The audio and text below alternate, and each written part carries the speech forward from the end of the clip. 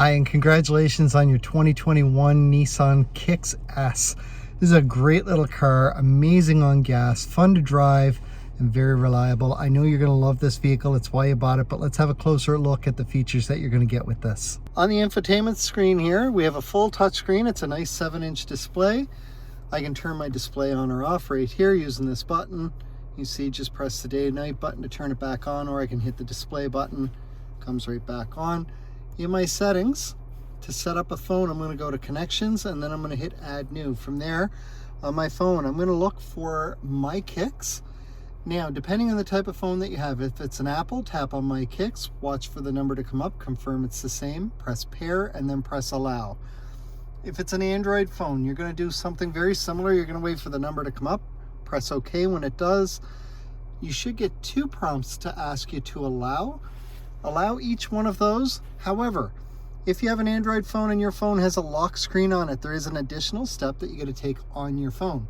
You're going to back out to the main settings screen, and then you're going to go down and you're looking either for lock screen or security. Once you get in within the lock screen, you're looking for smart lock. Then you're going to add a device, and then you're going to add a trusted device, and my Kicks is what you're going to add there. If you don't do that and you have a lock screen, you're not going to make it much further than your driveway before the vehicle actually disconnects your phone. So make sure you do that if you have an Android phone. If you have an Apple phone, don't worry about it. We're going to back out to the settings again. We're going to go to clock. From here, I do know that daylight savings is underway right now, so I have to adjust this clock. So I'm just going to say set clock manually. I'm going to reduce that back to 9. It's AM, it's 02. I'm going to press OK. My clock is fully set, and now I don't have to worry about it. Once the fall hits, I'm just going to go in and hit the daylight savings time again, and it will drop me back an hour, so I don't have to worry about that. You can adjust your sound here. So normally I like to set the sound so that the treble is right there and the bass, and then I want to change my speed sensitivity volume. You can set it for whatever you want. I like the quality of the sound when it's set here, so it's up to you how you want to set that. And then again, we're going to go back, and we're back to where we started here. Feel free to play with anything that you want here. If you see here, there's a return to default settings here, so you can't mess anything up, and just following the prompts that I just gave you, it will allow you to go through and set everything the way that you did have it. To set a preset, so if I go up here, I'm going to find the next station that I want, and then to set the preset, I'm going to press and hold. As soon as I hear that beep, I can see it's all set, and I don't have to worry about anything there. Makes it very easy. You've got AM, FM. USB is down below here, and you can stream music through a thumb drive or through any device that's connected to your USB. Climate control is all right here, so you can set where your airflow is going to go. Your fan speed is here. Temperature is all here. Fresh air coming in. If you are on AC, we encourage you to turn on your recycled air, and then you have your rear defrost right here.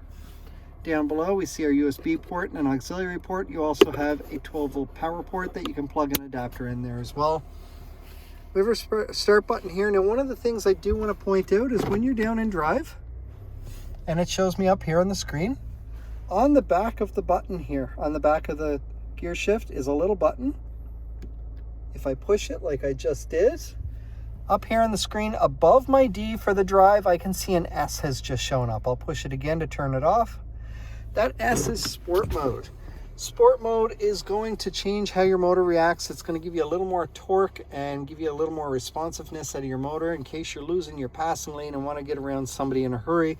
That will do that for you. Just don't forget to take it back off of that, as it is harder on gas. I've got my handbrake here, and then I've got a couple more USB ports down here, strictly for charging, where this one up here will interact with the vehicle. Over here on my steering wheel, I've got my cruise control here. I can turn it on, and I can see down below it says cruise. From there, I can set, resume, cancel, increase my speed by tapping a couple times, or decrease by tapping a couple times here. Over on this side, I can affect my radio with the volume here.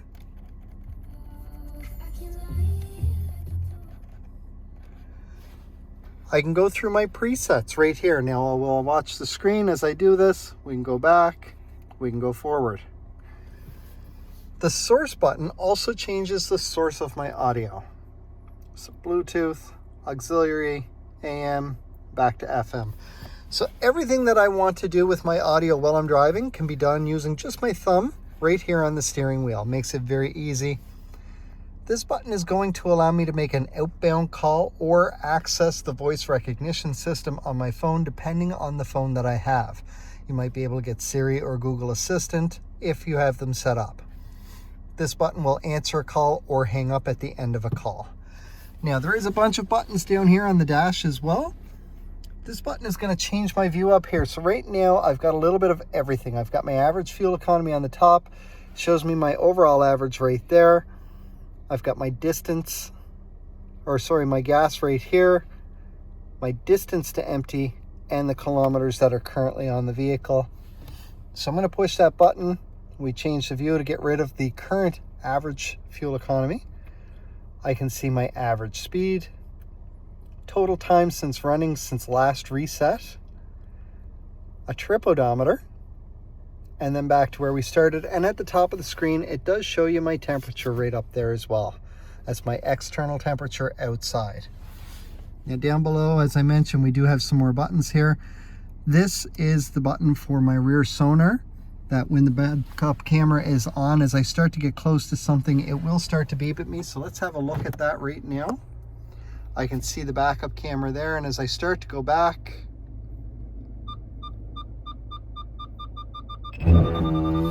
and that was the rear emergency braking that just kicked in. So I did that on purpose. That is one of the safety features on this vehicle, which we will go over in just a moment. So the safety features are all listed here. Your backup sonar can be turned off by pressing that button. The rear emergency braking is still on. You also have lane departure warning, which can be turned off using this button. Your lane departure warning works at 60 kilometers an hour or higher. When you're going down the road, it will use the camera up in here and read the lines on either side of the road. And if you start to drift out of your lane, it will go through and it'll vibrate the steering wheel on you.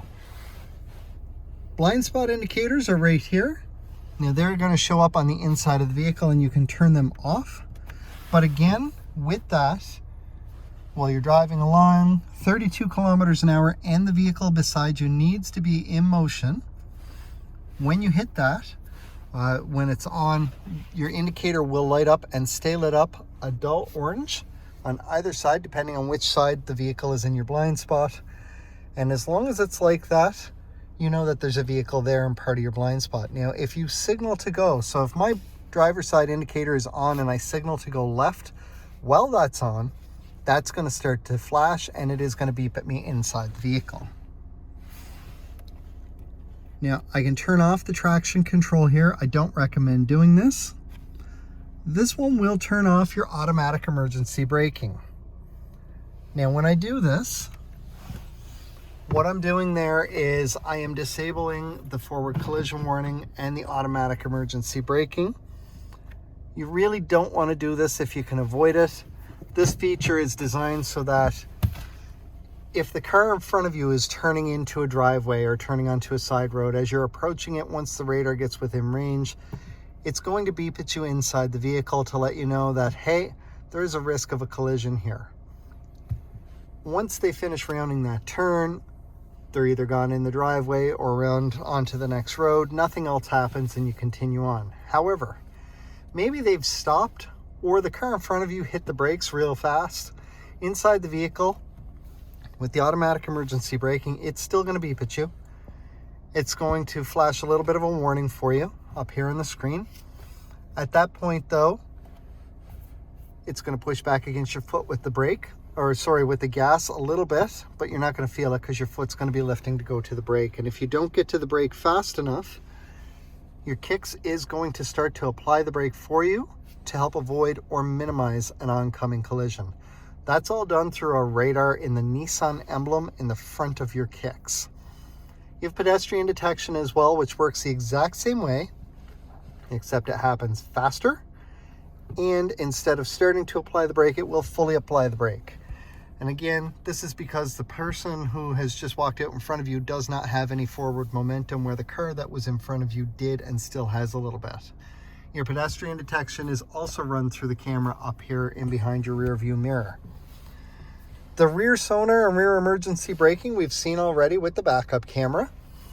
What we haven't seen though is your rear cross traffic. So if you're backing out of a parking spot and there's anything coming at you from either side within approximately 2 car lengths inside the vehicle, it will beep at you to let you know that there is something coming.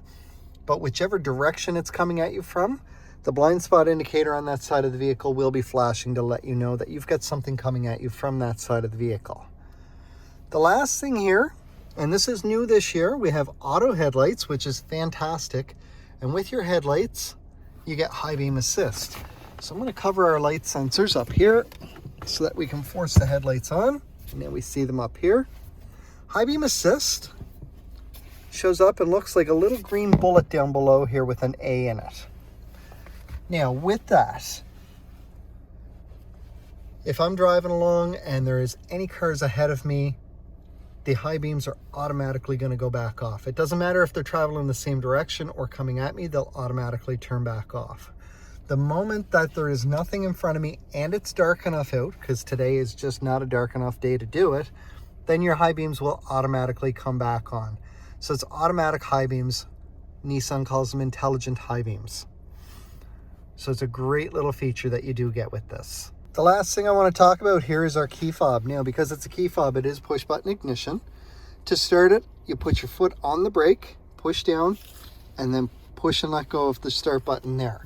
That will start your vehicle. Once you get where you're going, shift into park, and then simply push the button. Your foot does not need to be on the brake when you're in park. That will turn it off. Now, because it is a key fob, there is a battery inside of this, and they typically last 2 to 4 years, depending on how close the key fob is to the car and how often it's used. When your battery starts to get low, you will get an indicator somewhere here up on the screen to let you know that your key fob battery is low. But if you hit the point that your car is just not starting because the battery is too low, first off, if you're stuck out of your vehicle, turn your key fob around. There's a switch on the back, and there is a key in here for the driver's side door. That will get you into the vehicle. Once you're in, take your key fob and the Nissan emblem with your foot on the brake. Use the Nissan emblem on the key fob to push your start button in. That will still allow you to start the vehicle even though the battery may be completely dead. That way you're not stuck. At that point, it's time to think about getting a new battery for this. Now you can do it yourself, and the batteries are about $6 or $7 Canadian at any of your big box stores or grocery stores. To see the battery, take the key out. Get something flat into one of these 2 areas, give it a twist. That will pop this open. The battery inside looks like a watch battery, only a little bit bigger, and the number on the battery is the battery size. Once you switch that out with the new one, clip it back together, put your key back in place, and you're good to go. Or you can take it to your nearest Nissan dealership and the parts department will do it all for you. It's about $1 or $2 more for them to do it, but they're going to test the battery in the process just to make sure everything is okay with it. Congratulations again on your 2021 Nissan Kicks S. I absolutely love this vehicle. I've driven a few of them as demos. They're a great little drive.